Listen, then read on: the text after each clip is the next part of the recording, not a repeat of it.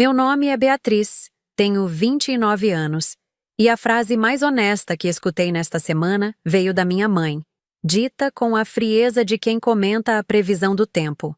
Sua irmã, ao menos, é bem-sucedida e responsável, Beatriz. O que você tem feito além de olhar para o teto? Ainda sinto o peso daquelas palavras. Embora Patrícia, minha mãe, raramente use a voz para me diminuir. A desaprovação dela é comunicada através da qualidade do ar que respiro neste sobrado antigo, no interior de Minas. É uma desaprovação que tem cheiro de lustramóveis caro e poeira fina que nunca se assenta. Não importa quantas vezes eu passe o pano. Moro aqui há quase 1 ano, desde que decidi que precisava de espaço para finalizar o meu livro. O livro, é claro, não existe. Sou uma fraude criativa que trocou a promessa de uma metrópole vibrante por este purgatório verde, onde o único som constante é o zumbido monótono do ventilador de teto lutando contra o calor de dezembro. A quietude da cidade é sufocante, construída sobre tradições pesadas e expectativas nunca verbalizadas. Eu deveria estar escrevendo. Meu laptop jaz aberto na mesa da sala de jantar, sob a luz amarelada que faz tudo parecer um retrato antigo. A página em branco, brilhando cruelmente, me lembra diariamente da minha paralisia. Hoje, a tarefa era a arrumação dos armários da cozinha. Um trabalho tedioso e punitivo. Minha mãe não me pediu para fazê-lo. Ela apenas deixou a porta do armário entreaberta, um convite silencioso e magnético ao dever doméstico, o único campo em que ela ainda me permite ter alguma responsabilidade. Enquanto dobrava toalhas de prato imaculadas, o silêncio da casa era perturbador. Meu pai, Rodrigo, era uma presença ainda mais fantasmagórica do que meu livro. Ele se aposentou há 2 anos e passou a existir majoritariamente na garagem, mexendo em ferramentas que nunca precisavam de conserto ou lendo jornais antigos. Ele nunca toma partido. É um observador passivo da lenta deterioração da minha autoestima. Sua ausência emocional é quase palpável. Minha irmã, a bem-sucedida, mora em São Paulo. Ela é advogada, casada e, aparentemente, consegue conciliar a vida pessoal e profissional com a leveza de quem toma um café da manhã despretensioso. Para Patrícia, minha irmã representa o modelo de vida que eu, a aspirante a escritora fracassada, desviei. Eu apertei a toalha de prato com força. Não era apenas o fracasso criativo que me afogava. Era a necessidade urgente de provar que a vida que eu escolhi, mesmo que temporariamente paralisada, valia mais do que o silêncio desaprovador e os armários meticulosamente organizados.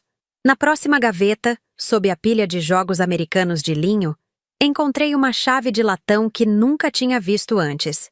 Era pequena e fria, e parecia pesada demais para o seu tamanho. Uma chave que pertencia a algum lugar que minha mãe, em seus silêncios calculados, jamais mencionaria.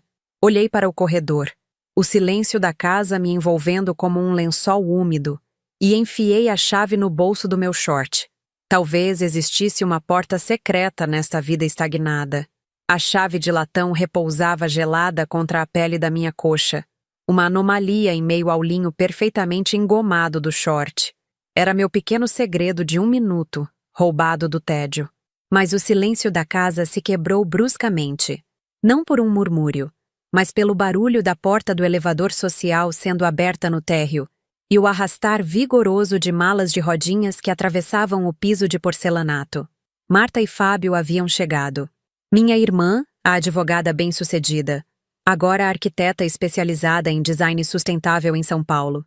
E Fábio, o genro que minha mãe usava como régua de excelência para medir a mediocridade do mundo. Ele era alto, sorria com a facilidade de quem não deve contas e vestia camisas de linho que custavam mais do que os meus últimos 3 meses de tentativa de aluguel em São Paulo. O sobrado imediatamente se encheu de uma luz diferente, mais profissional, mais limpa. Marta me abraçou com a energia de quem acabou de fechar um contrato de milhões. Seus cabelos estavam sempre no lugar, e seu perfume era leve e caro, contrastando com o cheiro de mofo e lavanda que impregnava este lugar. Ah, Bia! Que bom que você está aqui! Finalmente um tempinho para desacelerar, não é? Ela disse, sem perceber o sarcasmo implícito na sugestão de que eu estava, de alguma forma, em férias merecidas, e não fugindo de mim mesma. Patrícia, minha mãe, floresceu na presença da filha mais velha.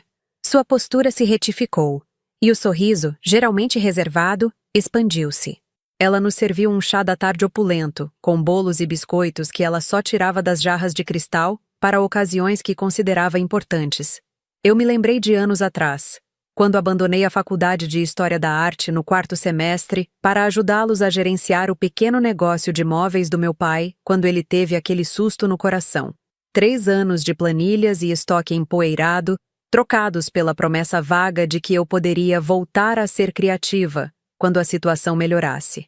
A situação melhorou, mas eu nunca mais consegui sair da órbita deste silêncio sufocante. Sentamos na varanda, o sol de dezembro batendo forte. Fábio discorria sobre a última aquisição de terreno de Marta, uma área de quase 50 mil metros quadrados no interior de São Paulo. Meu pai, Rodrigo, que emergiu da garagem apenas para cumprimentá-los, escutava com atenção silenciosa, balançando a cabeça em aprovação. A tensão se adensou durante o jantar, enquanto Patrícia, visivelmente orgulhosa de Marta, narrava a rotina espartana da filha. Marta não tem tempo para distrações. Você entende, Beatriz? Ela tem responsabilidades enormes. Ela administra uma equipe de 12 pessoas, disse minha mãe, limpando o canto da boca com o guardanapo de linho. Eu sabia que viria. A bala invisível que sempre encontra o alvo. E você, querida? O livro? Engoli um pedaço de carne que parecia papelão. Estou na fase de pesquisa ainda, mãe. É complexo. Patrícia pousou os talheres com precisão cirúrgica. O ruído seco ecoou. Patrícia, interveio meu pai, em um raro, embora fraco, momento de defesa. Minha mãe o ignorou completamente, fixando os olhos em mim. A dor da rejeição criativa misturou-se à dor da rejeição maternal. Eu não me importo que você não seja bem-sucedida como Marta, Beatriz. O sucesso não é tudo, mas ela é responsável. Ela paga as próprias contas, honra os prazos e, o mais importante, não está aqui olhando para o teto esperando a vida acontecer. Ela tem ambição e propósito. Você não. A sala girou ligeiramente. A frase era uma lâmina afiada disfarçada de preocupação. Minha visão embaçou, não de lágrimas, mas de uma raiva fria e controlada. Naquele momento, não era apenas a escritora que estava paralisada, mas a mulher inteira, reduzida a um fardo doméstico. Eu me levantei, desculpando-me. A chave de latão no meu bolso agora parecendo um peso. Uma promessa que eu tinha que cumprir. Precisava respirar. No corredor, antes de subir as escadas, olhei de relance para o antigo aparador vitoriano, onde guardávamos a louça de festas. Havia uma pequena fechadura dourada, quase imperceptível ali, escondida pelo trabalho em relevo da madeira escura. Era pequena, velha, e tinha o formato exato da chave que eu havia roubado. A porta podia estar trancada há 20, 30 anos. E eu sabia que o que estivesse lá dentro seria a única coisa neste purgatório que pertenceria unicamente a mim, a única verdade não filtrada pelo sucesso de Marta ou pela desaprovação de Patrícia. O risco de ser descoberta era imenso, mas a chance de encontrar algo valioso era infinitamente maior. O peso da chave de latão em meu bolso era uma promessa proibida. Tinha o formato exato daquela minúscula fechadura no aparador vitoriano, mas eu não me atreveria a tentar agora. Não com Marta e Fábio subindo as escadas, a presença deles vibrando na casa como um sino recém-tocado. Naquela noite, eu decidi que era hora de parar de olhar para o teto. Se responsabilidade era o critério, eu seria a mais responsável das filhas. Eu me obrigaria a adotar o propósito que Patrícia tanto elogiava em Marta, nem que fosse apenas para calar a voz fria da minha mãe por um dia. Na manhã seguinte, desisti da minha mesa de trabalho. Deixei o laptop fechado e pedi a Patrícia acesso aos velhos livros caixa do negócio de móveis do meu pai. Quero atualizar as contas, mãe. Reorganizar o inventário. Se vamos sobreviver a esta crise, precisamos de transparência. Patrícia levantou uma sobrancelha, uma vitória minúscula para mim. Ela me entregou as chaves do escritório com a hesitação de quem cede um brinquedo valioso a uma criança desastrada. O escritório, abafado e com cheiro de naftalina, parecia mais um mausoléu de ambições passadas do que um centro de negócios. Passei as próximas 48 horas dobradas sobre planilhas de Excel, tentando conciliar recibos de 3 anos atrás. Era um trabalho duro e sem brilho, mas era trabalho. Eu esperava que o esforço exaustivo me trouxesse o sono, ou, no mínimo, a aprovação de Patrícia. Não trouxe nenhum dos dois. Enquanto eu lutava com o imposto sobre vendas, Marta estava radiante na sala de jantar, fazendo chamadas internacionais em uma conferência de vídeo. Seu riso era profissional, seus movimentos eram calculados. Ela falava de milhões, de 50 mil metros quadrados de terra, de equipes de 12 arquitetos. Patrícia passava por mim no corredor, carregando uma bandeja de café para a filha, e seus olhos mal registravam minha presença. Marta, querida, você não comeu nada. Precisa de energia para administrar tudo isso, ela dizia, com uma doçura que nunca direcionava a mim, a administradora falha de um inventário empoeirado. Eu comecei a observá-los, não por inveja, mas por um impulso frio de catalogar a perfeição. Queria entender o motor que movia a vida de Marta e Fábio. O sucesso deles era um monólito inabalável, mas o monólito começou a rachar, em pontos minúsculos que só o tédio e a proximidade sufocante me permitiram perceber. Marta estava sempre online, mas suas conversas eram estranhamente repetitivas e cheias de jargões vazios. Fábio, que exibia uma facilidade financeira despreocupada, começou a ter longas conversas telefônicas na varanda dos fundos, sempre voltado para o muro, em um tom de voz que não permitia que Patrícia ou Rodrigo escutassem. Numa tarde, enquanto procurava uma caixa de arquivos no armário da lavanderia, ouvi a ponta de uma discussão vinda do quarto de hóspedes. A voz de Marta estava aguda, tensa. Não me interessa. Eu disse que precisávamos de mais tempo. O depósito não pode esperar até a próxima semana, Fábio. Não pode. Houve um murmúrio indistinto de Fábio. Então Marta, mais baixa e controlada, mas ainda com a lâmina do pânico na voz. É claro que Patrícia não pode saber. Você não entende a pressão? Se isso sair, se a verdade vier à tona, não teremos mais nada. O silêncio que se seguiu foi cortado por uma porta batendo, mas não a do quarto. Talvez o banheiro. Aquele fragmento, tão fora do tom da leveza de São Paulo que Patrícia tanto admirava, vibrou em mim. Eles não estavam apenas ocupados e bem-sucedidos. Eles estavam sob pressão, e parecia ser uma pressão financeira imensa, disfarçada sob a camisa de linho cara de Fábio e o sorriso tenso de Marta. Voltei para as planilhas do meu pai, mas o foco se esvaiu. O que Patrícia considerava ambição e propósito era, na verdade, uma corda esticada prestes a romper. O sucesso deles era, talvez, tão frágil quanto o meu livro nunca escrito. De repente, a chave de latão no meu bolso, que eu havia ignorado em nome da responsabilidade, pareceu infinitamente mais importante. Aquele aparador podia guardar a história da minha família. Mas a tensão que pairava sobre a cabeça da minha irmã, a favorita, sugeria uma outra verdade. Talvez o silêncio daquela casa não estivesse protegendo apenas os segredos do passado, mas também as mentiras urgentes do presente. Eu precisava de uma oportunidade. E a oportunidade só viria quando Marta e Fábio estivessem preocupados demais para me observar. Eu esperaria. E então, eu usaria a chave. Mas primeiro, eu precisava confirmar se a queda deles era iminente. Preciso de provas mais concretas do que um sussurro e um olhar furtivo.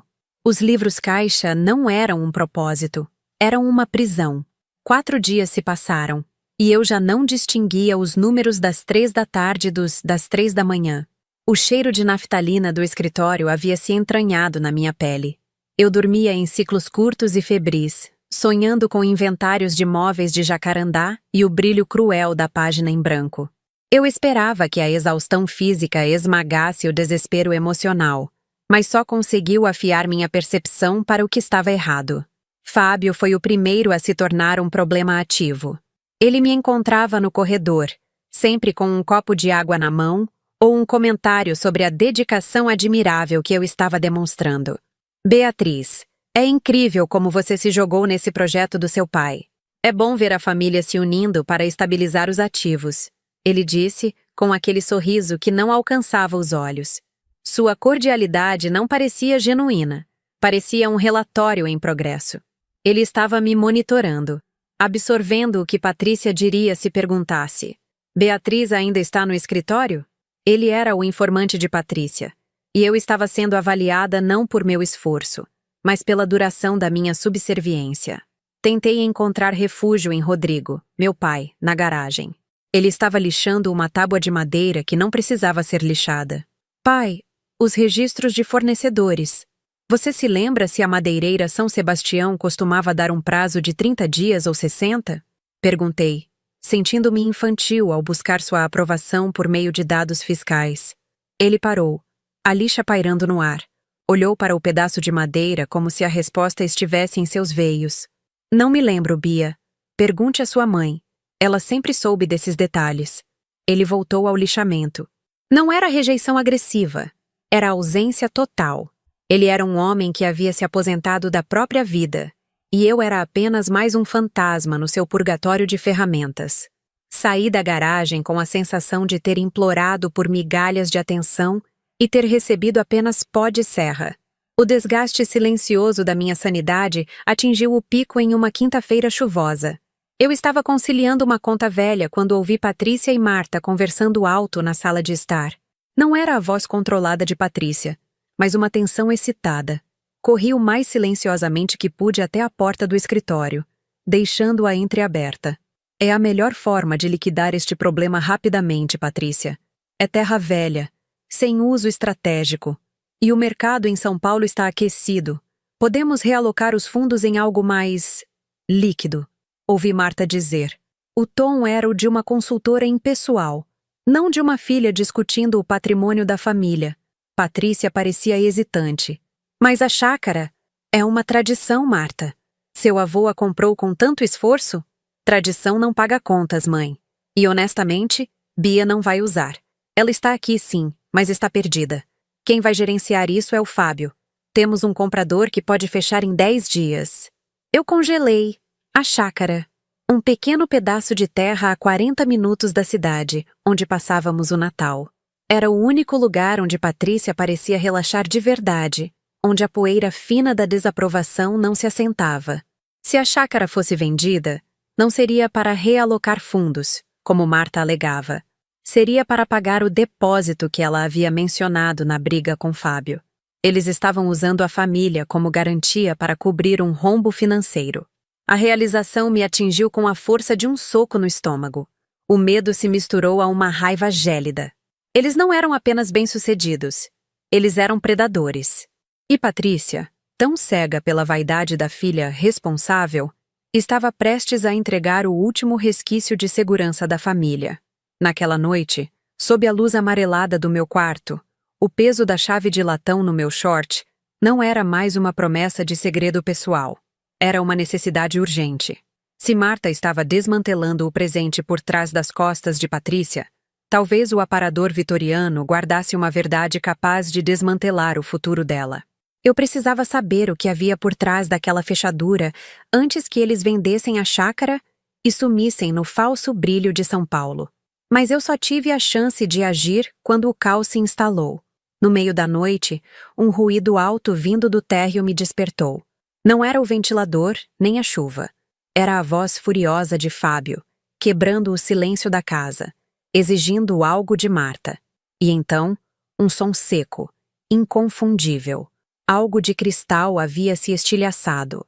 Eu me levantei da cama, o corpo em alerta total, e rastejei até o corredor.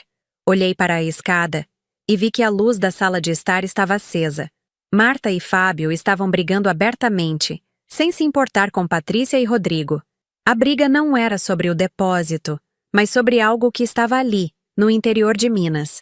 Fábio gritava sobre procuradores e a papelada no escritório.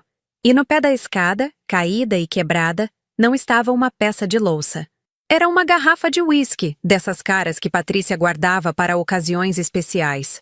Mas ao lado dos cacos, havia algo mais, algo fino e branco que a briga intensa de Marta e Fábio parecia ignorar. Um envelope, com o logotipo do consultório do Dr. Ricardo, o advogado da cidade. Eu recuei no escuro. Por que o advogado da família estava enviando correspondência a Fábio? O medo deu lugar a uma certeza gelada. Eu não estava apenas investigando mentiras financeiras. Eu estava no meio de um golpe. E a chave de latão era a única arma que me restava. O momento de esperar havia acabado. O estilhaçar do cristal ecoou pelo sobrado antigo. Um som de violência que se recusava a ser absorvido pelo estofamento vitoriano e pelos tapetes grossos. Minha respiração ficou superficial. Os gritos de Fábio continuaram, ásperos e exigentes, mas agora acompanhados por um choro histérico e abafado de Marta. A luz da sala de estar projetava sombras dançantes na parede do corredor. Eu me forcei a descer, não como uma pessoa, mas como uma sombra escorregadia, o corpo dolorido pela exaustão. A chave de latão estava apertada na palma da minha mão. Patrícia e Rodrigo ainda não tinham descido, absorvidos pelo sono profundo que a ignorância, ou a conveniência, proporciona. Marta e Fábio estavam na cozinha, a discussão movendo-se para longe do centro da sala, mas ainda alta. Era o meu momento. Rastejei até o aparador vitoriano. A garrafa de uísque quebrada e o cheiro acre de álcool pairavam no ar, misturados ao aroma familiar de cera de abelha. A fechadura era minúscula, quase invisível. Encaixei a chave. O clique foi suave e satisfatório. Um sussurro no meio do vendaval doméstico. Abri a portinhola lentamente. Não havia dinheiro, joias ou documentos financeiros. Havia uma caixa de madeira escura, forrada de veludo vermelho e pesada com a poeira de pelo menos 20 anos. O cheiro não era de naftalina. Era o cheiro doce e enferrujado de papel velho e perfume de sândalo esquecido. Com as mãos trêmulas, peguei a caixa e me arrastei de volta para a escuridão do corredor. Eu precisava do envelope do Dr. Ricardo. Tive que passar pelos estilhaços de vidro. Peguei o envelope e me retirei. Subi a escada em silêncio. No meu quarto, sob a pálida luz da madrugada que entrava pela janela, abri o cofre de segredos da minha mãe. O conteúdo era um inventário de afetos. Naquela caixa, Patrícia guardava da história de suas filhas, mas o arquivo de Marta era vasto e meticuloso. Certificados de aluna exemplar, desde o pré-primário. Cartas de amor do colegial. Um convite de formatura que ela havia plastificado. Recortes de jornais locais noticiando o primeiro prêmio de Marta na Faculdade de Arquitetura. E, no fundo, cuidadosamente dobrado em papel de seda, o primeiro desenho arquitetônico de Marta, assinado com letra infantil e rabiscado com corações. Procurei por mim. Encontrei algumas coisas. Um boletim de 4ª série, com uma nota baixa em matemática circulada em vermelho, 2 fotos de Natal em que eu estava desgrenhada. E mais cruel de todas, uma folha de caderno datada de quando eu tinha 10 anos. Era o rascunho de uma pequena história que eu havia escrito, com uma correção à caneta vermelha feita por Patrícia. Não seja ridícula, Beatriz. Histórias de castelos não vendem. A dor não era de surpresa, era de confirmação. A comparação não havia começado na idade adulta. Era o alicerce da minha existência. Eu nunca fui uma pessoa. Eu era a antítese do sucesso de Marta. Na manhã seguinte, a casa estava estranhamente silenciosa, limpa do cristal quebrado. Marta e Fábio haviam desaparecido para um encontro urgente em Belo Horizonte. Eu esperei Patrícia na cozinha, segurando o desenho de Marta e a minha história corrigida. Mãe, olhe isso. Minha voz estava rouca pela falta de sono. Eu encontrei a caixa. Patrícia estava impecável tomando seu café. Ela mal olhou para os papéis. Onde você achou isso, Beatriz? Você não tem o direito de mexer nas minhas coisas. No aparador? Patrícia, por que você guardou todos os detalhes do sucesso de Marta e apenas as minhas falhas? Por que você escreveu que minhas histórias eram ridículas? Ela pousou a xícara de porcelana na mesa. O som finalizando a calma. Ah, isso. É drama, Beatriz. Sempre o drama. São coisas de criança. Quem se importa? Marta tinha um futuro claro. Era focada. Você sempre foi dispersa. Eu estava tentando te colocar nos trilhos. Se você está tão infeliz com o seu passado, por que não se concentra em escrever um futuro? Sua negação era absoluta. Um muro de concreto erguido contra qualquer emoção. Eu estava tentando resgatar nossa história, e ela estava me acusando de encenar. Eu senti o ar rarear. O esgotamento físico, combinado com a rejeição da memória, me fez cambalear. Eu era a filha que criava problemas onde não havia. Recuei, os papéis esmagados nas minhas mãos. A raiva que senti no dia anterior se transformou em algo muito pior. Uma indiferença gelada. Não importava o que eu descobrisse sobre o passado. Patrícia não iria mudar.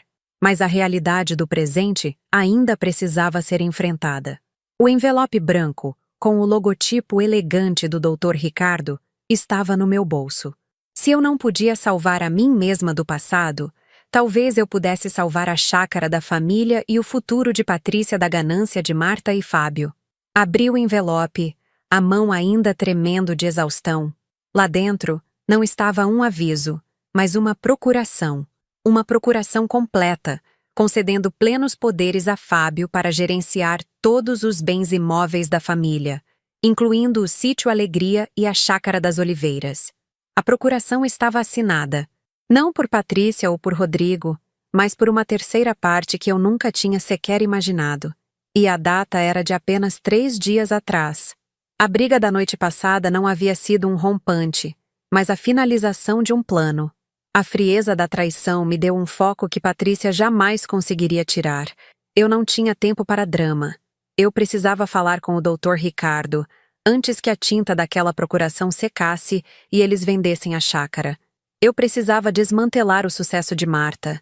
E eu tinha a certeza que Patrícia nunca teria. Eles estavam prestes a dar o golpe final. O tempo estava se esgotando. A frieza daquela procuração, que concedia plenos poderes a Fábio sobre a Chácara das Oliveiras, deveria ter me impulsionado diretamente para o consultório do Dr. Ricardo. Mas o peso do papel em minhas mãos era insignificante comparado ao esmagamento da minha história e da minha alma. Eu estava emocionalmente falida. A confrontação com Patrícia sobre a caixa de segredos não me deu a libertação que eu esperava. Apenas confirmou que eu era, e sempre seria, a decepção dispersa. Eu precisava de oxigênio, de um espaço onde o sucesso não fosse medido em metros quadrados ou em pilhas de dinheiro. Eu precisava de um propósito que fosse unicamente meu, inatingível pela régua de Patrícia. Deixei a procuração de Fábio sob o meu colchão, uma ameaça silenciada, e saí para o calor denso da cidade. A cidade precisava de mim, ou eu precisava dela. Descobri um pequeno centro cultural, que outrora fora a biblioteca pública, abandonado há anos. Os vizinhos falavam sobre a necessidade de reabrir o espaço. Decidi que ali seria meu campo de batalha. O objetivo não era escrever um livro, mas organizar a realidade, uma estante de cada vez. Passei os 3 dias seguintes varrendo poeira de anos, limpando livros embolorados e consertando cadeiras de madeira lascadas. O trabalho era braçal, sujo e visível. Voluntários apareceram, e pela primeira vez em anos, eu senti a satisfação de contribuir com algo que não fosse a manutenção do silêncio de minha mãe. Éramos 5, incluindo Dona Eunice, a zeladora aposentada, e um garoto de 18 anos que queria um espaço para tocar violão. Eu estava suja de gesso e poeira quando Patrícia apareceu no 3º dia, às 3:30 da tarde, parada na porta do centro cultural. Ela vestia um linho claro imaculado e trazia consigo a aura de quem visita uma favela em trabalho de caridade. Beatriz, o que você está fazendo? A voz dela era controlada, mas a repulsa era óbvia. Eu estava sorrindo, o que era raro. Estamos organizando a biblioteca, mãe. Vamos fazer um centro de leitura. Ela cruzou os braços, ignorando o garoto do violão. Seus olhos vasculharam o salão empoeirado, parando em uma estante torta que eu havia acabado de pregar na parede. Uma biblioteca? Você está trocando a sua chance de ser uma escritora de verdade por limpar livros velhos que ninguém vai ler?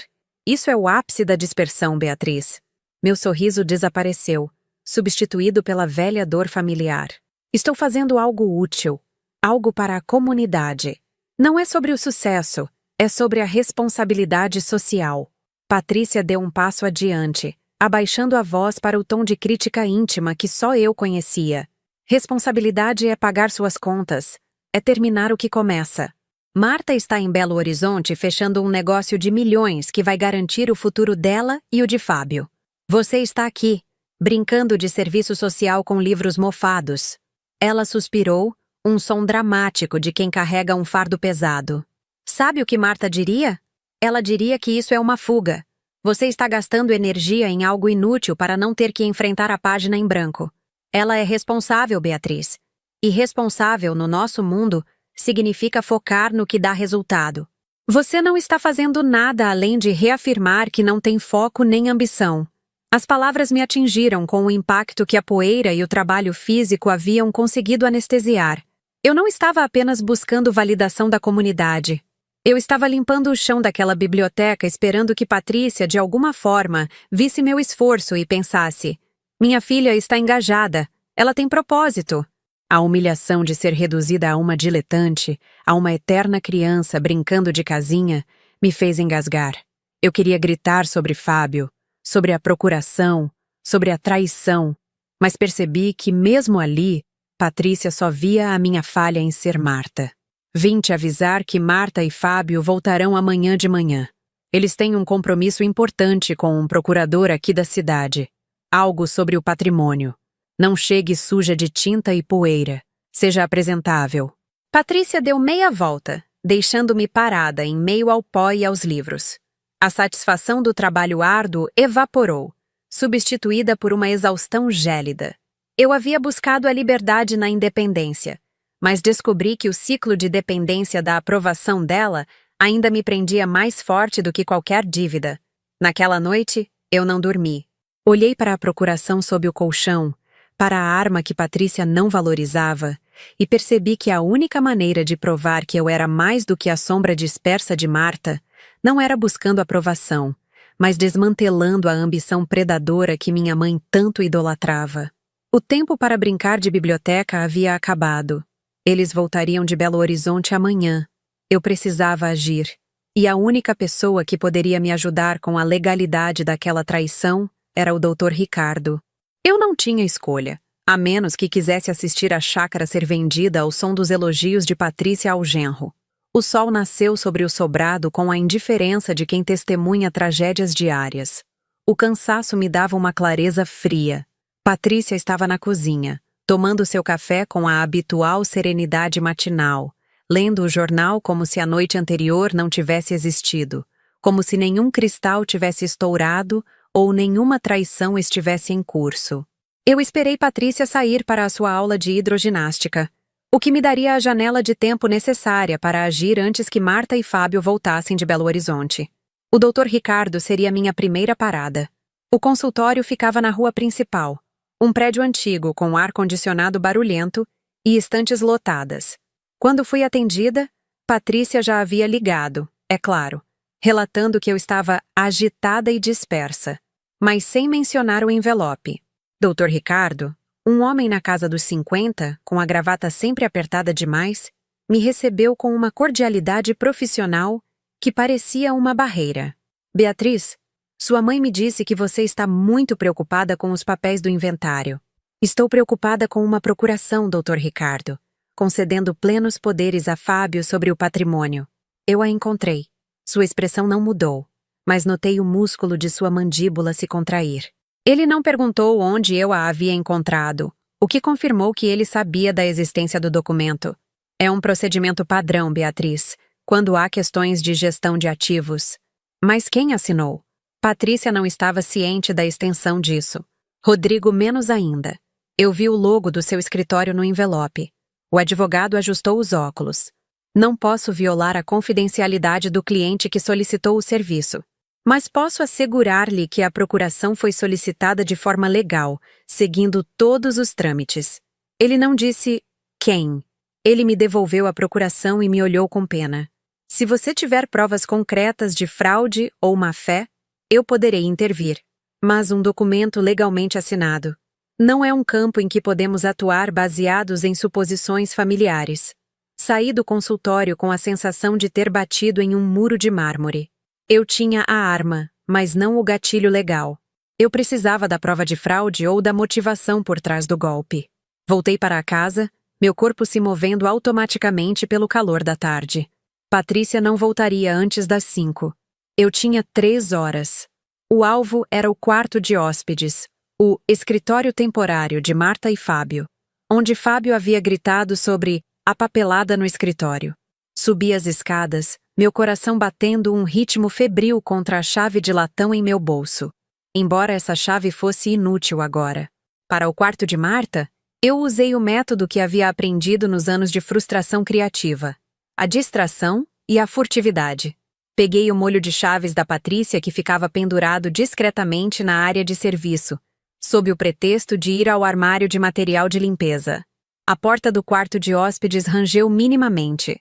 O quarto cheirava ao perfume caro e limpo de Marta, misturado ao cheiro metálico de ansiedade. Havia pouco ali, exceto por 2 malas grandes, ainda abertas no chão, e uma pequena mochila preta de Fábio, jogada sobre a escrivaninha.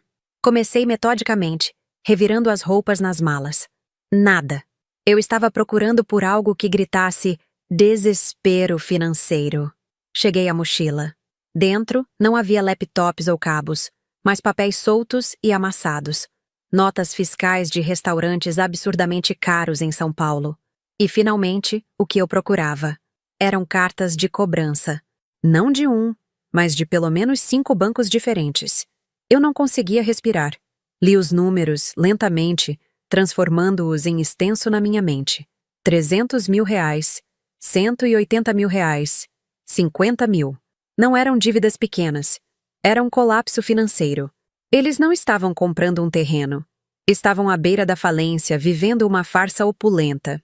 No fundo da mochila, sob um maço de notas de 20 reais amassadas, encontrei um bloco de anotações pequeno, com a capa de couro verde que eu me lembrava de Marta usando na faculdade. Não havia anotações de trabalho, apenas páginas preenchidas com uma caligrafia nervosa. Eram desabafos. Não sobre trabalho, mas sobre o casamento e a pressão. Fábio não é meu parceiro, é meu agiota. Ele me lembra todos os dias que a empresa é dele, que o sucesso é dele, e que eu sou apenas a fachada que Patrícia tanto ama. Li mais adiante, e o nó em meu estômago se apertou. Ele diz que se não liquidarmos a chácara até o final do mês, ele vai usar o que sabe sobre os negócios de Patrícia de 20 anos atrás. Ele não me deixa sair. Eu não tenho para onde ir, Beatriz. Eu sou um fantasma neste linho caro. A última frase me fez cambalear para trás, batendo contra a escrivaninha. Marta havia escrito meu nome, não como uma crítica, mas como se estivesse me vendo. A irmã bem-sucedida e responsável que Patrícia idolatrava estava, na verdade, presa em um casamento abusivo e à beira da ruína, usando o patrimônio da família para pagar a liberdade de um marido predador que a chantageava. O sucesso não era dela, era um cárcere. O choque não foi de triunfo, mas de náusea. A perfeição de Marta não era uma invejável realidade. Era um véu de miséria cuidadosamente bordado, sustentado pelo medo da desaprovação de Patrícia. Eu tinha as provas de que precisava.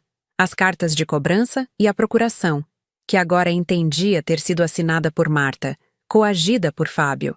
Mas a dor que senti por ela era um peso inesperado. O monólito de sucesso havia desmoronado, revelando não a sujeira do fracasso, mas a podridão da infelicidade. Não era mais sobre provar meu valor. Era sobre salvar minha irmã e o pouco que restava da minha família. E o tempo estava se esgotando. Eu precisava de Patrícia, não como minha juíza, mas como minha aliada. Eu tinha que quebrar o silêncio dela com a verdade brutal, antes que Fábio voltasse para finalizar a venda da Chácara das Oliveiras. Eu juntei as cartas de cobrança e o bloco de anotações e os enfiei sob a minha camisa. Eu sabia que a confrontação seria a mais difícil de todas. Patrícia poderia ignorar o drama da filha fracassada, mas ela não poderia ignorar a falência e a chantagem que ameaçavam o futuro da filha favorita. Eu esperaria o momento certo, Após Patrícia voltar da hidroginástica, para desdobrar a verdade bem no meio da sala de estar. O que eu precisava fazer agora não era escrever um livro, mas reescrever a história da minha família. E para isso, o palco principal seria a sala de jantar. A arma. A miséria de Marta. Patrícia voltou da hidroginástica às 4h45, com o cabelo molhado e um cheiro suave de cloro misturado ao seu perfume caro. Ela parecia revitalizada, pronta para assumir seu papel como a matriarca controladora. Eu a esperei na sala de jantar. As cartas de cobrança, a procuração e o bloco de anotações estavam dispostos na mesa de jacarandá, sob a luz da tarde que entrava pela janela. Era um altar de miséria. Patrícia tirou os óculos de sol e parou na soleira, olhando para os papéis espalhados.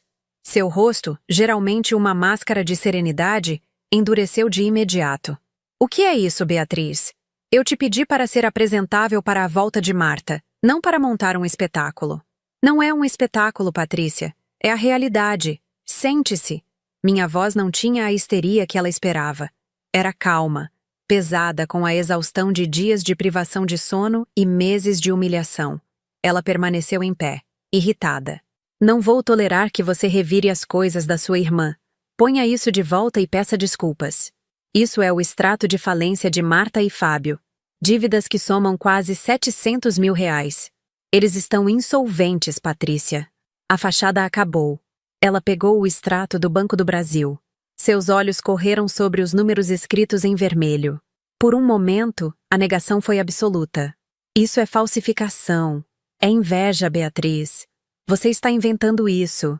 Marta jamais... Marta está sendo chantageada por Fábio. Ele está usando a Chácara das Oliveiras para liquidar o rombo financeiro deles. E esta procuração? Eu empurrei o papel branco para ela. Foi assinada por ela, coagida. Patrícia não ousou tocar no documento do Dr. Ricardo. Pela primeira vez, ela parecia pequena. O medo se esgueirava por trás de sua postura impecável. Chantagem sobre o quê? A voz dela era um sussurro rouco, mas ainda carregava a acusação. Você está mentindo. Eu hesitei. Este era o momento de escolher. Eu poderia apenas expor Marta, garantir a queda dela e esperar que Patrícia finalmente me olhasse com a admiração que reservava à filha mais velha. A tentação era doce, venenosa. Era a chance de provar que a dispersa era, na verdade, a salvadora. Mas o bloco de anotações estava ali, aberto na página onde Marta escrevera: Eu sou um fantasma neste linho caro. Não era a vitória que eu senti, era a frieza do espelho. A miséria de Marta era apenas a versão de sucesso da minha própria paralisia. Eu a empurrei em direção à verdade, não por vingança, mas para salvar a família da extinção. O bloco de anotações dela, Patrícia. Ela escreveu que Fábio a está chantageando com o que ele sabe sobre os seus negócios de 20 anos atrás. Sobre o que houve quando o papai teve o susto no coração e eu saí da faculdade para te ajudar com as contas. Patrícia cambaleou e se apoiou na cadeira, sua respiração acelerando. Ela olhou para mim e o drama sumiu. Não havia raiva ou desaprovação. Havia pânico nu. Onde você achou isso? Era quase uma súplica. Eu peguei o bloco de couro verde e li a frase em voz alta. Ele vai usar o que sabe sobre os negócios de Patrícia de 20 anos atrás. O que ele sabe, mãe? O que Patrícia de 20 anos atrás fez que é pior do que a falência de Marta? O silêncio na sala de jantar engoliu o som do ventilador de teto. Patrícia passou as mãos pelo cabelo molhado, desmantelando a perfeição. Ela finalmente cedeu. Não para mim, mas para o peso da verdade. Não foi um susto no coração que seu pai teve, Beatriz. Não aquele. Foi um mandado de busca. Eu pisquei. Busca? Naquela época, o mercado de imóveis de Jacarandá era muito volátil. Tivemos uma crise, e para manter o negócio solvente, eu tive que mover alguns ativos ilegalmente. Dinheiro vivo, para fora do país, para comprar insumos mais baratos sem pagar impostos.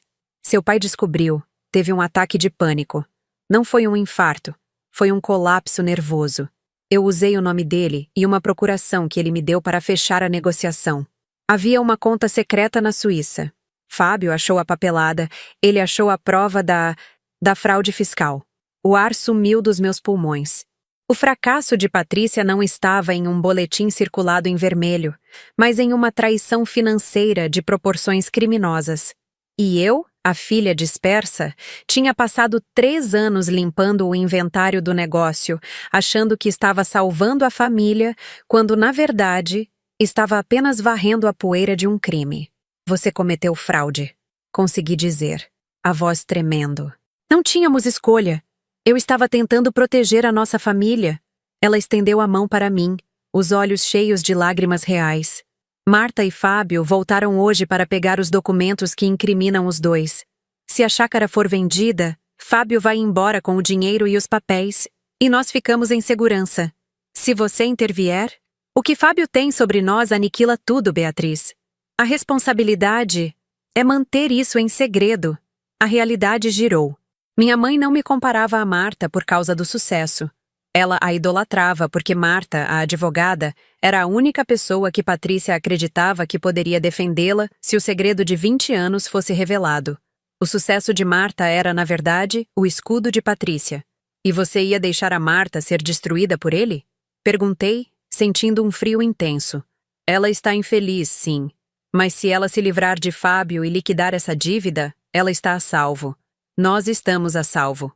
Naquele instante, a porta do elevador social se abriu no térreo. O ruído familiar de malas de rodinhas preencheu a casa. Eles chegaram. Patrícia sussurrou, seu pânico se transformando em ordem militar. Ela pegou a procuração da mesa e amassou. Você não viu nada disso. Você não sabe de nada. Se Fábio souber que você tem as cartas de cobrança e o bloco de anotações, ele vai se proteger e vai usar a arma que tem contra nós. Ela me puxou pelo braço, a força da sua desesperança surpreendente. Agora, Beatriz, haja como a filha dispersa e inofensiva que você sempre foi. Este não é o seu palco. Ainda não. Patrícia apertou meu braço com a força de quem enterra um segredo vivo. Seus olhos, sempre tão distantes, estavam agora grudados em mim, exigindo o silêncio. Marta e Fábio apareceram na soleira da sala de jantar, o arrastar das rodinhas das malas cessando abruptamente.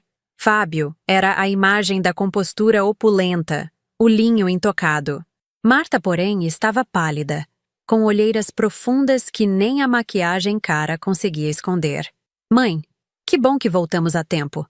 O procurador está nos esperando amanhã cedo, disse Fábio, distribuindo sorrisos falsos enquanto Patrícia o interceptava, conduzindo-o para longe da mesa e dos resquícios do nosso drama. Querido, você precisa de um café forte. Deixe-me cuidar de vocês. Beatriz, por favor, suba e descanse. Você parece exausta, Patrícia ordenou, sem sequer me olhar, reafirmando meu papel de fantasma doméstico para Fábio. Mas Marta parou. Seu olhar encontrou o meu. Um lampejo rápido de algo que não era superioridade, mas sim reconhecimento. Ela percebeu o brilho febril em meus olhos, a exaustão que não vinha de limpar livros mofados, mas de saber demais. Enquanto Fábio e Patrícia se dirigiam para a cozinha, eu aproveitei o momento. Eu não queria ser a salvadora de Patrícia. Eu queria confrontar a única pessoa que entendia a pressão daquela casa. Marta, não é sobre o inventário de Jacarandá ou a chácara. É sobre o seu agiota particular e o bloco de anotações. Sussurrei, caminhando em direção a ela. O sangue sumiu do rosto de Marta. Ela seguiu-me para o corredor escuro, onde a luz da sala não nos alcançava. Ela tentou recapturar a postura profissional, endireitando os ombros. O que você está falando, Beatriz? Não seja histérica. Eu puxei o bloco de couro verde debaixo da minha camisa, abrindo-o na página marcada. Fábio não é meu parceiro. É meu agiota. Ele me lembra todos os dias que a empresa é dele, que o sucesso é dele, e que eu sou apenas a fachada que Patrícia tanto ama. Marta recuou contra a parede, a respiração presa no peito. Seu rosto se desfez. O linho caro e o perfume elegante não a salvaram. Você não tem o direito... Você revirou minhas coisas? Você não entende nada da minha vida. Eu entendo que você está falida, com dívidas de quase 700 mil reais, e que seu marido predador está usando o segredo de Patrícia de 20 anos atrás para roubar o que resta da nossa família. Patrícia me contou. Ela confessou a fraude fiscal. O que eu não entendo é por que você assinou a procuração para ele. Por que você se deixou ser um fantasma no seu próprio linho? Marta deslizou pela parede até se sentar no chão, derrotada. O choro que eu ouvi na noite anterior não era de raiva, mas de desespero. Você acha que ser a bem-sucedida é fácil? Eu não tive escolha, Beatriz. Desde que eu me entendo por gente, eu sou o propósito que ela perdeu. Eu sou a régua. Você acha que eu queria a arquitetura? Eu queria a história da arte. Mas Patrícia disse que só advogados e arquitetos tinham futuro. Eu me casei com Fábio porque ele era o melhor da turma. A peça final do meu currículo de ouro. O sucesso era o único oxigênio que ela me permitia respirar. As palavras dela eram pontiagudas, atingindo não a minha inveja, mas a minha solidão. Éramos duas vítimas da mesma obsessão por responsabilidade e resultado. Eu sou a dispersa, Marta. E você é o robô. E ele usa os nossos fracassos para nos destruir. Ela soluçou, puxando os joelhos para o peito. Ele tem a papelada original da fraude da mamãe.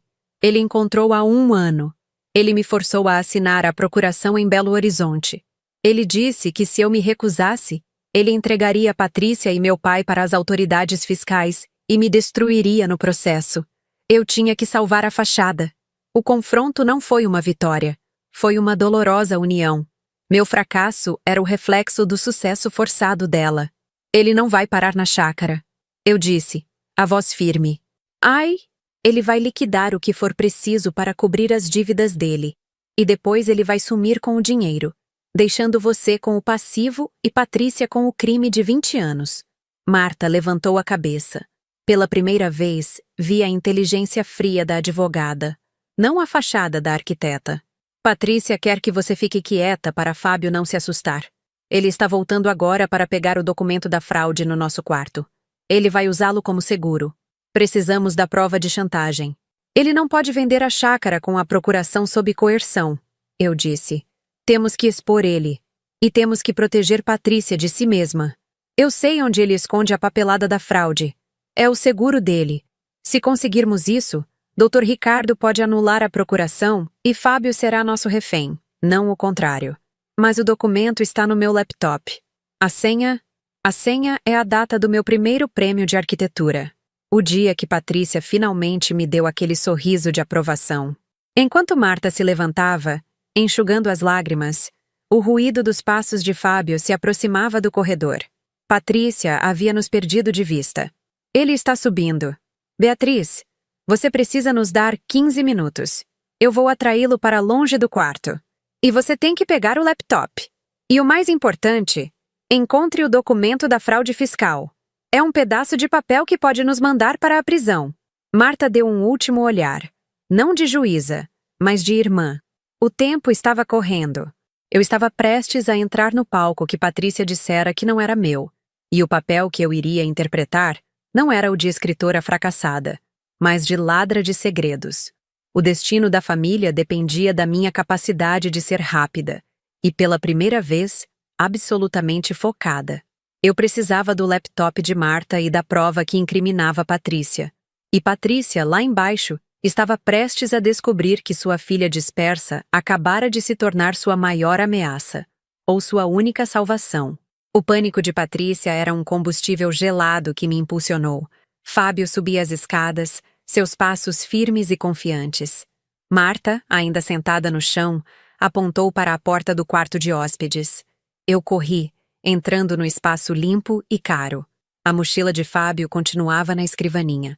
O laptop de Marta estava fechado sobre o criado mudo. Minha mão tremeu ao digitar a senha. O dia do primeiro prêmio de arquitetura de Marta. O laptop se abriu, revelando um caos organizado de pastas. Eu procurei rapidamente por arquivos nomeados com jargões financeiros, mas o que encontrei foi muito mais simples. Uma pasta chamada Seguro, escondida em um subdiretório de projetos antigos. Dentro do Seguro estavam cópias digitais da papelada de fraude fiscal de Patrícia, datadas de 20 anos atrás. O cheque em trânsito, a conta na Suíça. Mas o que eu precisava era do rastro de coerção de Fábio. Revirei as mensagens de texto sincronizadas no desktop. Lá estava, Uma série de ameaças veladas de Fábio sobre expor a fonte dos fundos, caso Marta se recusasse a assinar a procuração. Um dossiê de chantagem. Eu salvei os documentos em um pendrive, os dedos escorregadios de suor frio. O documento físico da fraude fiscal estava faltando. Marta dissera que era o seguro de Fábio, o que significava que ele o teria escondido no quarto para pegá-lo antes de sair. Eu agachei, procurando por cantos e frestas, o som da voz de Fábio no corredor ficando mais distinto. Encontrei o envelope marrom, fino e amassado, firmemente preso com fita adesiva sob o aparador que servia de escrivaninha. O papel era áspero, com o cheiro inconfundível de guardado. A prova viva do crime de Patrícia. Eu me levantei, o pendrive e o envelope no meu bolso, no exato momento em que a porta se abriu. Fábio parou na soleira, sua expressão de satisfação se dissolvendo em uma ruga de suspeita. Beatriz, o que você está fazendo aqui? Sua mãe disse que você estava exausta e deveria descansar. Eu endireitei os ombros, usando a exaustão acumulada dos últimos dias como uma máscara de indiferença. Eu vim pegar um carregador emprestado, Fábio. O meu está no escritório, e eu não consigo funcionar sem cafeína no meu sistema. Ele deu um passo à frente, estreitando os olhos. Aqui não tem carregador que te sirva. Eu percebi. Que pena. Vou voltar a conciliar aquelas contas antigas do papai. Não é como se a gente tivesse algo mais importante acontecendo, não é? O sarcasmo era sutil, mas a menção ao algo mais importante o atingiu. Ele me avaliou, tentando decifrar se eu era uma ameaça ou apenas a sobrinha dispersa. Ele concluiu que eu não valia a pena. Saia. Estou ocupado. Saí do quarto e fechei a porta. 10 segundos depois, ouvi a chave girar na fechadura. Fábio não estava apenas pegando o documento. Ele estava se protegendo. Eu desci as escadas, encontrando Patrícia e Marta reunidas na cozinha. Patrícia estava pálida, servindo café com as mãos que tremiam. O que houve? Perguntou Patrícia, a voz aguda. Eu coloquei os 2 itens na bancada. O pendrive e o envelope marrom. A prova de 20 anos de culpa. Eu tenho as provas. As digitais da chantagem de Fábio no laptop de Marta. E o documento original da sua fraude fiscal, Patrícia. O corpo de Patrícia relaxou em um suspiro doloroso. O alívio da culpa superava o terror da exposição. Agora, eu disse, ignorando o café dela. Vamos anular essa procuração e dar a Fábio um motivo para sumir. Marta, agora recomposta, pegou o telefone. 10 minutos depois, o Dr. Ricardo nos atendeu, sua voz tensa e formal. Dr. Ricardo, sou Marta. Preciso que você venha aqui imediatamente. Você assinou a procuração para Fábio, mas tenho provas de que ela foi assinada sob coerção. E o senhor não vai querer que a sua reputação seja associada a um escândalo de fraude e chantagem envolvendo a minha família. Patrícia, vendo a filha advogada retomar o controle, apenas observava, com o rosto desfigurado. Quando o Dr. Ricardo chegou, 30 minutos depois, Fábio ainda estava trancado no quarto. O advogado mal olhou para Patrícia, seus olhos fixos no pendrive e no envelope. Se isso for o que eu penso que é, ele perde tudo, disse Dr. Ricardo, ajustando a gravata. Mas se o documento de 20 anos for exposto, a implicação penal para a senhora Patrícia será inevitável. E a anulação da procuração sob alegação de coerção será complexa. Não precisa ser complexo, doutor. Intervim, a voz surpreendentemente forte. Fábio não tem tempo para litígio. Ele tem 700 mil reais em dívidas. Nós temos a prova da chantagem dele e a prova do crime de Patrícia. Ele está disposto a ir para a prisão por chantagem e coerção? Ou nós podemos fazer um acordo silencioso? Dr. Ricardo me encarou. E pela primeira vez, vi um lampejo de admiração, e não de pena. A filha dispersa estava no comando. O acordo foi forçado e rápido. Chamamos Fábio, que desceu as escadas parecendo invulnerável. Patrícia não estava lá. Ela havia se retirado para o quarto, incapaz de encarar a verdade. Marta ficou ao meu lado. Dr. Ricardo, em um tom gelado e profissional, explicou as opções. Fábio assinava a anulação irrevogável da procuração de compra da chácara, sumia da cidade até o final do dia E a família manteria silêncio sobre as provas de coerção e a fraude fiscal de 20 anos. Caso contrário, Patrícia iria à polícia com o dossiê e Fábio seria o primeiro a ser investigado por chantagem e tentativa de golpe, adicionando os R$ 700 mil de dívida que teríamos prazer em expor. O sorriso de Fábio sumiu completamente. Ele olhou para Marta, que manteve a expressão impassível. Ele não tinha mais poder. Em 5 minutos, Fábio assinou os papéis, seu corpo tremendo de raiva contida. Ele mal pegou suas malas e saiu porta afora, derrotado, sem dizer uma única palavra. O sobrado antigo caiu em um silêncio assustador. Marta e eu ficamos sozinhas na sala de jantar, em meio à papelada que havia salvo a família. A chácara estava segura. A fachada de sucesso de Fábio havia explodido. Subi as escadas, sentindo o peso da exaustão me atingir finalmente. Encontrei Patrícia no quarto dela, sentada na cama, com o rosto enterrado nas mãos. Ele se foi, eu disse, a voz vazia. Patrícia levantou a cabeça. Não havia alívio, apenas uma tristeza profunda. Você me salvou, Beatriz. Você salvou o pouco que sobrou de nós. Eu me sentei na ponta da cama, segurando a pasta de documentos de fraude. Você salvou a si mesma há 20 anos. Mas ao fazer isso, você nos aprisionou, Patrícia. Eu a encarei. A dor de anos de comparação finalmente se canalizando para a verdade. Não foi o sucesso de Marta que você amou. Foi o seu medo de que o seu segredo fosse descoberto. Você precisava que ela fosse a advogada, a responsável, o escudo perfeito. E você me fez o oposto, a dispersa, a inofensiva, para que eu nunca fosse ambiciosa o suficiente para descobrir a verdade. Você nos criou para sermos seus escudos, não suas filhas. As lágrimas escorreram pelo rosto dela, mas o choro não era histérico. Era silencioso, seco. Você acha que eu queria ter feito aquilo? Patrícia sussurrou, a voz irreconhecível. Quando seu pai desmaiou, eu soube que precisava de dinheiro rápido. Eu fui a única. Eu fiz o que precisei, Beatriz. E a única maneira de viver com isso foi garantir que minhas filhas fossem inatacáveis, responsáveis. Eu projetei minha própria necessidade de perfeição em Marta. Eu tentei te colocar nos trilhos porque eu não queria que você terminasse como eu, vivendo na sombra de um crime. Eu não queria que você fosse uma criminosa como eu. O muro de Patrícia desmoronou, revelando não a matriarca fria, mas uma mulher assustada e esgotada, carregando a culpa de 20 anos. Ela não pediu desculpas pela comparação, mas revelou a fonte da sua insegurança. O próprio crime.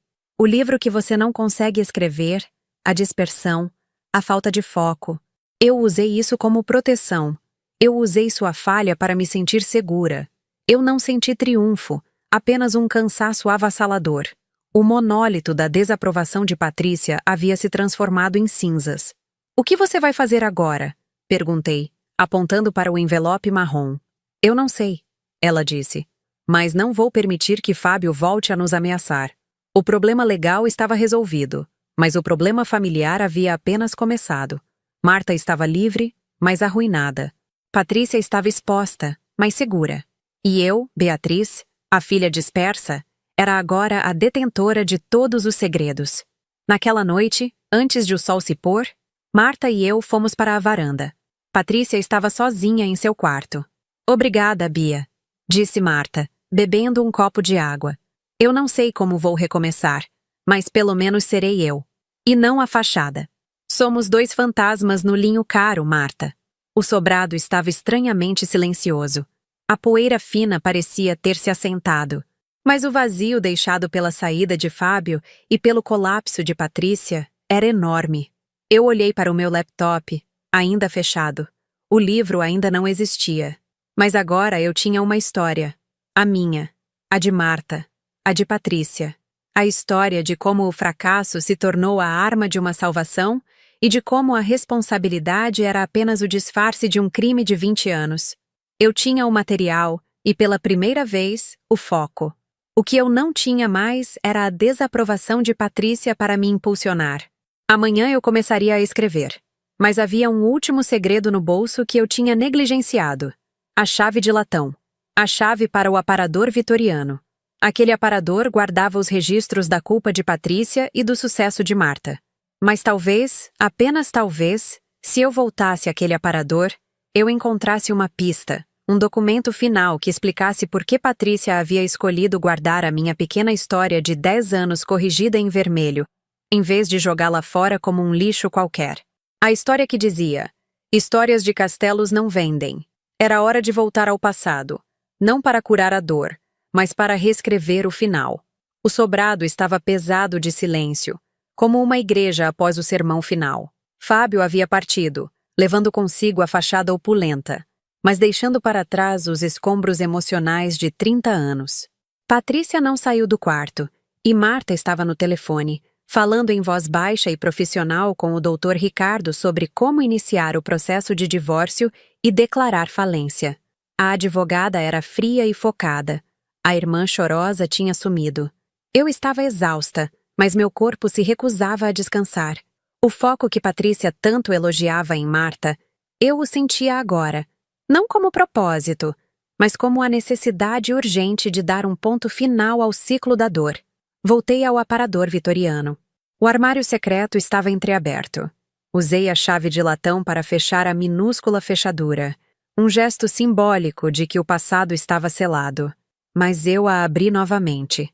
Eu precisava de uma última olhada na caixa de madeira, na esperança absurda de que, escondida sob o boletim de matemática e a história corrigida em vermelho, Patrícia tivesse guardado uma única nota, uma única frase que dissesse: "Eu te amo, mas estou com medo." Não havia nada. A folha de caderno de 10 anos com a frase: "Não seja ridícula, Beatriz, histórias de castelos não vendem", estava ali, fria e final. Eu segurei o papel e o peso da verdade me atingiu. Não era a minha inaptidão que a impulsionava a criticar.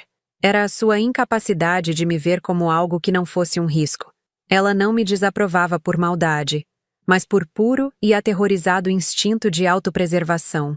E, de repente, o luto. Não o luto pelo fracasso do meu livro ou pela ruína de Marta, mas o luto pela aprovação que nunca viria.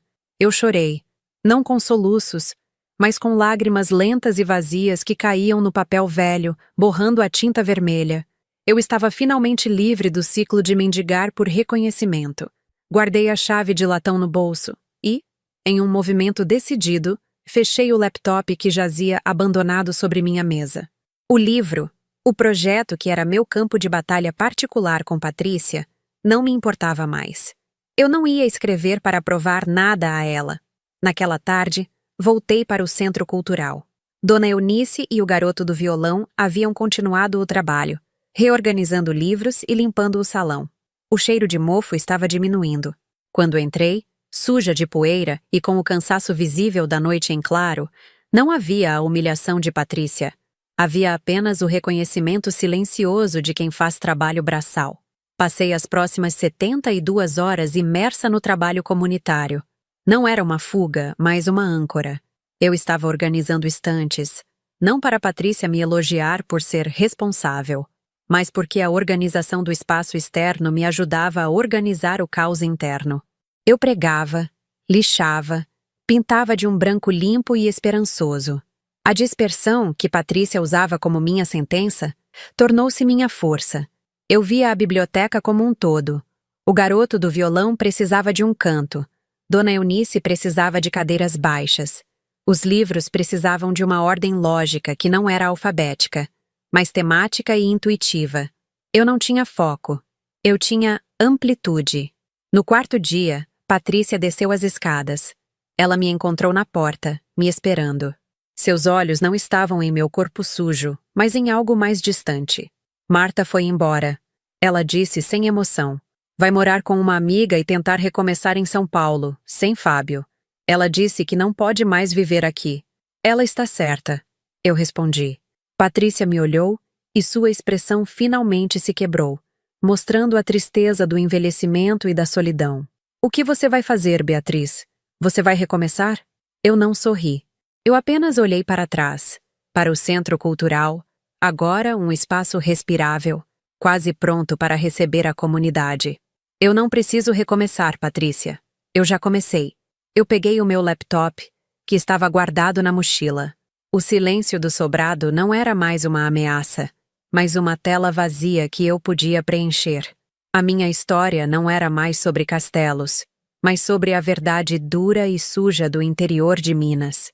Eu abri a página em branco e, sem hesitação, comecei a digitar a primeira linha. Não era um romance, era o manifesto. Eu começaria com a frase que me deu a liberdade. Meu nome é Beatriz, tenho 29 anos.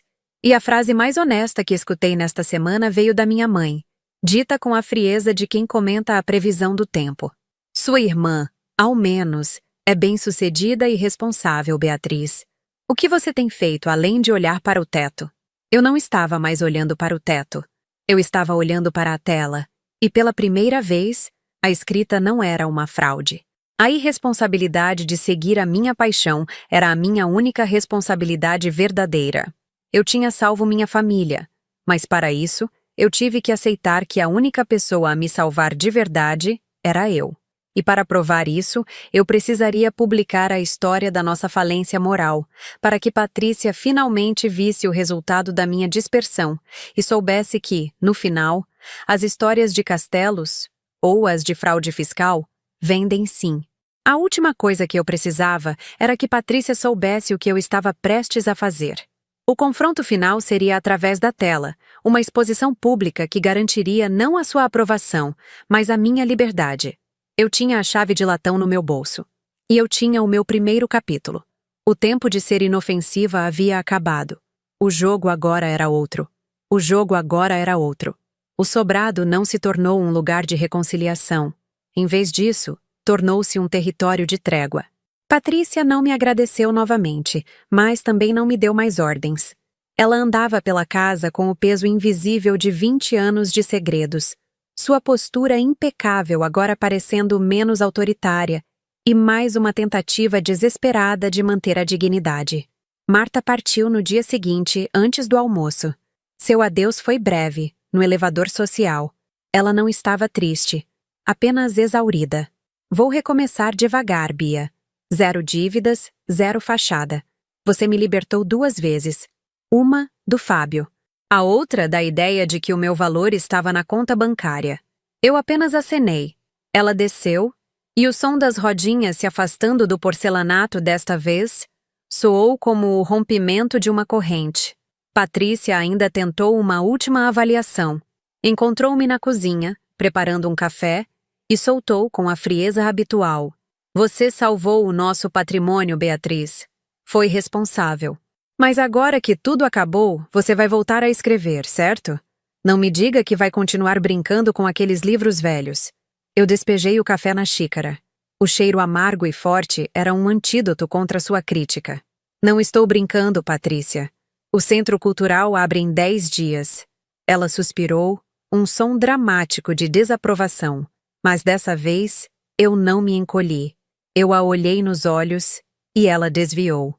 O poder de me ferir havia se esvaído junto com o medo de ser exposta. Ela sabia que eu detinha o envelope marrom, a prova de sua falha. Ela me temia mais do que me desprezava. E essa dinâmica, embora triste, era a minha liberdade. Eu não abandonei o interior de Minas. Eu fiz o oposto. Eu me estabeleci. O sobrado se tornou apenas um lugar para dormir. Meu estúdio, meu refúgio e meu propósito era o Centro Cultural. Nos dias que se seguiram, a dispersão, minha eterna sentença, finalmente fez sentido. O Centro Cultural precisava de uma escritora que fosse também faxineira, organizadora, contadora e coordenadora comunitária. Eu era a pessoa certa para o caos. Eu escrevia no laptop em uma mesa lascada no fundo da biblioteca, com o cheiro de papel envelhecido e o som intermitente do violão do garoto preenchendo o ar. Eu não estava mais escrevendo para o teto. Eu estava escrevendo para o Brasil, para quem se sentiria representado pela nossa falência moral sob a luz amarelada de Minas. Meu livro não seria sobre castelos ou fantasia. Seria sobre a hipocrisia, sobre como a responsabilidade é, às vezes, o disfarce da covardia. E o ritmo não era frenético, mas lento e hipnótico, como o zumbido do ventilador que antes me sufocava. Mas agora, embalava a minha concentração. Eu publiquei o primeiro capítulo do meu manifesto online na última sexta-feira do mês. Usei um pseudônimo, mas Patrícia reconheceria a primeira frase, aquela que ela me deu de presente. Minha mãe me comparou com minha irmã. Disse que ela é bem-sucedida e responsável. E eu não. Eu olhei para o texto, finalmente real, e senti a satisfação que não vinha de Patrícia, mas de mim mesma. Eu não precisava ser bem-sucedida como Marta ou responsável como Patrícia queria. Meu valor era intrínseco, encontrado no trabalho sujo e honesto de limpar o mundo, dentro e fora de mim. A chave de latão estava pendurada como um pingente no meu molho de chaves. Um lembrete de que o segredo mais importante era a minha própria verdade. Se essa história tocou você de alguma forma, deixe um comentário aqui embaixo. Quero muito saber o que você teria feito no lugar da Beatriz. E se puder, compartilhe este vídeo com alguém que precisa ouvir isso hoje. Obrigado por assistir e que Deus abençoe seu caminho.